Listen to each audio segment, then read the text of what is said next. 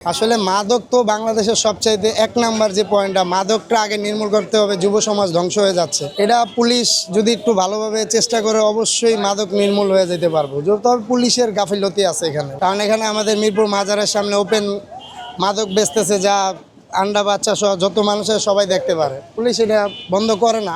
মাদকের কারণে আপনি কিভাবে সমাজ ক্ষতিগ্রস্ত? অবশ্যই মাদক সবচাইতে আগে যুব সমাজরে ধ্বংস করে দিতে। যুব সমাজ ধ্বংস মানে দেশ ধ্বংস হওয়া।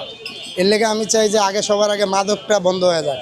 এই মাদকের কারণে পড়ালেখা এবং মেধাবী তরুণরা বিশেষ করে ধ্বংসের পথে যাচ্ছে।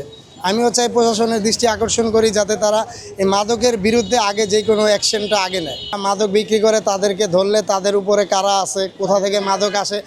অবশ্যই মাদক তো আর বাংলাদেশে বানায় না, এটা বিদেশ থেকে, দেশের বাইরে থেকে আসে।